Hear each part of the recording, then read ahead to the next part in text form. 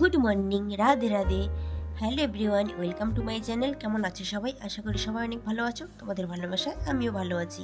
তো আজকে সকালটা ঠাকুরকে প্রণাম করতে করতে শুরু করলাম।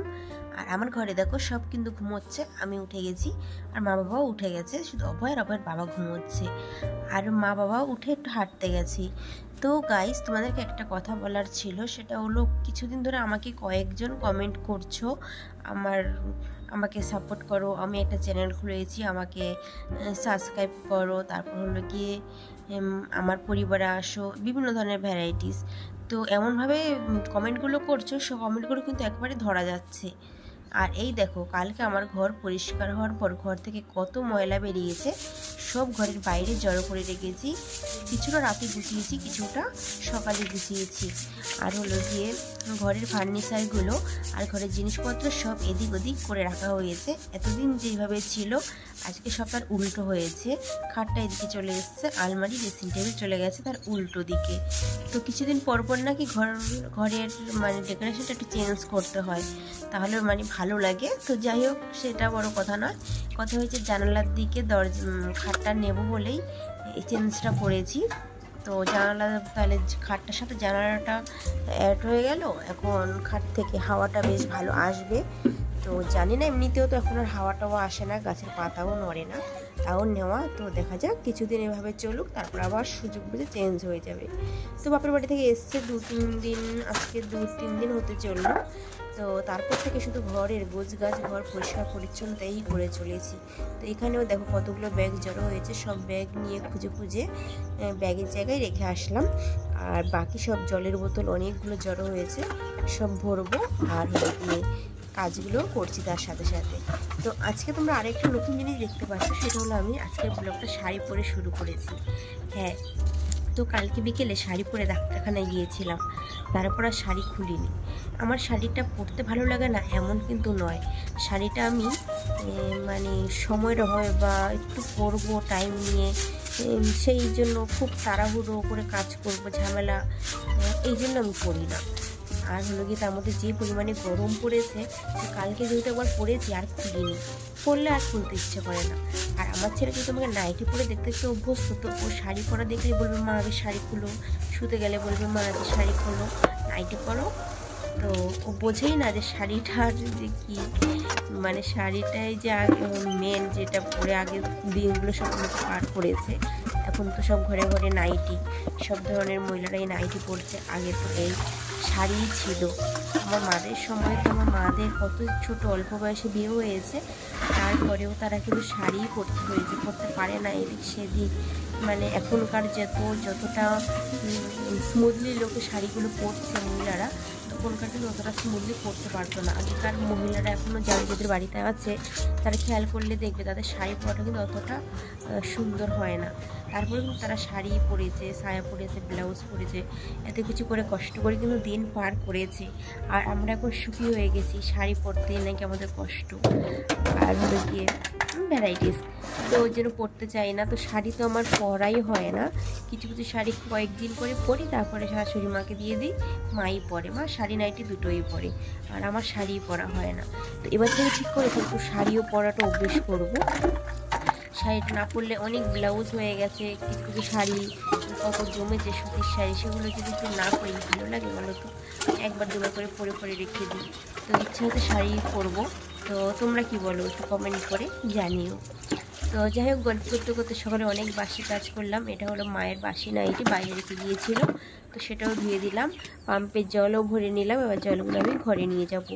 আর বাকি রইল, যারা কমেন্ট করে বলছো যে আমার পরিবার আসে এই করো, একদম নাম ধরে ধরেই বলছো, তো তারা হয়তো একেবারেই নতুন এসেছো চ্যানেলে, ঠিক আছে? তারা এখনও জানো না কি করতে হয় না করতে হয়।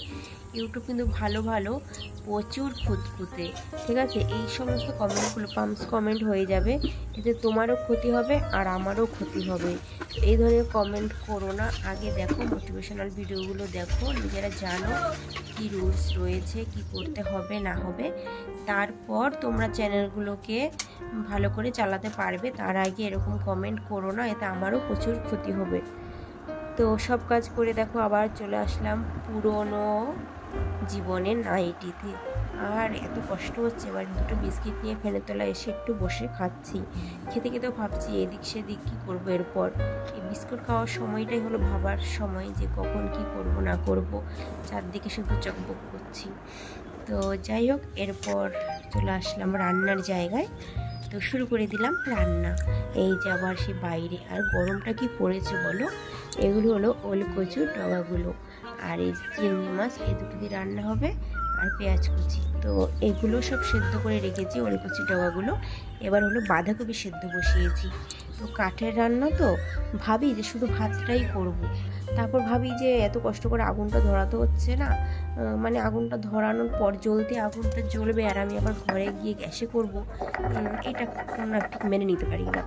তো সেজন্য ওইদিকে রান্না হচ্ছে বাঁধাকপি। আর আমাদের মানে জ্বালানোর খুব একটা সমস্যা হয় না, যেহেতু বাস তো গ্যাসের থেকেও ভালো জ্বলে। একবার ধরে গেলে সেই জ্বলতেই থাকবে, তুমি বাকি কাজগুলো হামেশাতেই করে নিতে পারো। তো বাঁধাকপিটাও সেদ্ধ হয়ে গেছে। এবার এই যে কচুর ডগাগুলো রান্না করছি চিংড়ি মাছ দিয়ে। তো জামাই ষষ্ঠীর বাজার আমাদের করা হয়ে গেছে বন্ধুরা, ফ্রিজে ভর্তি। ওটা পিডিয়াশিওর তাই?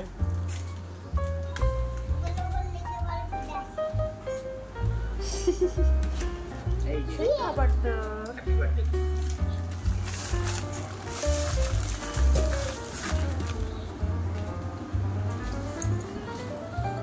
এমনিতেই ঘরের কাজ শেষ হচ্ছে না, তার মধ্যে বাবার ছেলে 14 বার করে দোকানে যাচ্ছে, বাজারে যাচ্ছে, এই নিয়ে আসছে সেই নিয়ে আসছে, এই করে বেড়াচ্ছে। তো আমার মানে বাইরে এখনও মাছের ঝোল উনুনে রয়েছে। তারপর গিয়ে শিলটেলগুলো তুললাম, একটু গুছগাছ করলাম, তার মধ্যে আরও কত কি এনে রেখে দিয়েছে, সেগুলোকেও কায়দা মতো রাখতে হবে। তো এসছিলাম নুন চেক করতে, নুন চেক করতে গিয়ে দেখছি নুন হয়নি, তা একটু নুন দিয়ে দিলাম। আর আমাদের জানো তো এঁটো-কাটার ব্যাপারগুলো প্রচুর খুঁতখুঁতে, এঁটো কাটা একদমই চলবে না। যদি আমার ছেলেও কোনো সময় এঁটো হাতে কিছু ধরেছে তো সেটা আর খাওয়া যায় না, সেটা বাবা মা খায় না, মানে আমরা খেতে পারি, দীক্ষা নেওয়ার পর আর চলবে না। তো সেই জন্য আমরা দীক্ষা এখনও পর্যন্ত নিতে পারিনি, জানি না কবে নিতে পারবো। দীক্ষা নেওয়ার পর মাছটা চলবে, মাংসটা আর ডিমটাই শুধু চলবে না, আর এঁটো কাটা খেতে পারবো না কোনো। তো এই এঁটো কাটা খেতে পারবো না, এটা একটা বড় ঝামেলা। বাচ্চা কাচ্চার এঁটোকে যদি নাই খেতে পারি তাহলে কি আর হয় বলো তো? এমনিতেই কাজ শেষ হয় না, তার মধ্যে আরও কাজ বাড়বে। আর কাঁঠাল ফাটাল সব এনেছে, সব পড়ে রয়েছে এদিক সেদিক, তো সব তুলে পরিষ্কার করে ঘরটা ঝাড় দিচ্ছি। আর ছেলে দৌড়চ্ছে আমার খেলনা আমার খেলনা। তো তাড়াহুড়ো করে এমনিতে কুল পাচ্ছি না, তার মধ্যে ছেলে 14 বার করে ঘর দৌড়গুলোকে নোংরা করছে। তারপরে সব কাজ সেরে আবার চলে আসলাম নিজের ঘরে। সবে হলো, নিজের ঘরের বিছানাটাই তোলা হলো না। কে তুলবে? ওরা বাপ ছেলে শুধু ঘুরেই বেড়াচ্ছে এদিক সেদিক, এ আনছে সে আনছে, 14 বার করে দোকানে গিয়ে এ আনলো সে আনলো, কিন্তু বিছানাটা তোলার কথা কারো মনেই হলো না। তো সে চলে আসলাম ঘরে, জলগুলো ভরেছি বা জলগুলোকে জলের জায়গা মতো রাখছি। এখনও তো লম্বা রুটিন রয়েই গেছে, ঠাকুর পুজো কত কি, বাথরুমে আবার কতগুলো ভেজানোর বাকি রয়েছে। তো দেখো, কিছু শুধুই জলে ওয়াশিং করব, আর কিছুকে আবার কাচতে হবে। তো এই ওয়াশিং করার ব্যাপারটা একটা বড় কাজ। বাথরুমে যায় মানুষ শান্তির জন্য স্নান করতে, তো এমনিতেই কাচাকুচি করতে করতে দেখছি ঘামে এমনিতেই প্রত্যেকটা দিন ভিজে যায়, মানে বাথরুমের ভেতরেও শান্তি নেই। এখন বাজে 4:30। তো ভিডিওটা আমি এডিটিং করতে বসেছি।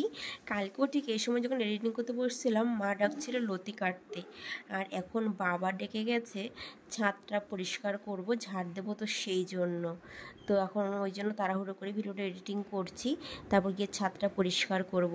আর এই দেখেছো কিরম কালি, রান্নাবান্না যাও করি না কেন ওই কালির জন্য বেশি বিরক্তি লাগে।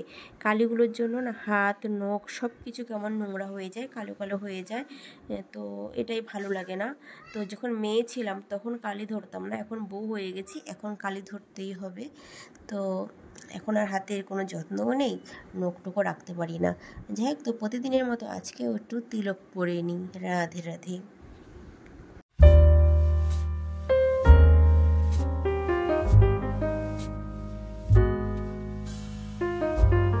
পুজো পার্বণ যা ছিল করলাম, খাওয়া দাওয়া দিলাম সবাইকে, নিজে খেলাম, সব শেষে চলে আসলাম ঘরে। এসে ওষুধটা খেয়ে নিচ্ছি। আর চুলটা না ভেজা, আজকে আর রোদ্রে গিয়ে চুল শুকানো হয়নি। আর চুল না শুকালে যে আমার কী সমস্যা হয় তোমরা তো জানো। আর ওই মাথা নিয়ে যে আমি প্রচুর সমস্যায় আছি, সবসময় মাথা যন্ত্রণা, কপাল কামড়ানো, কপাল ধরা, এই একটা ব্যাপার। আর এই দেখো এত জামা কাপড় আজকে সব আমি কেচেছিলাম একা হাতে একা, তো সেগুলো এখন তুলতে এসেছি ছাদে। তো ছাদে এসেও একটু ক্যামেরাবন্দি করে নিলাম, ফোনটা যেহেতু নিয়ে এসেছি। তো এত জামা কাপড় তুলে আমার হাতটা পুরো মানে কি বলবো, খুব কষ্ট হচ্ছিল ধরে রাখতে। এক হাতে আমি তুলে রাখতে পারছি না, তাহলে বুঝছো কত যে জামা কাপড়। তো এরপর চলে আসলাম মায়ের ঘর ঝাড় দিতে। ঝাড় দেওয়ার পর আস্তে আস্তে সন্ধেও হয়ে গেল।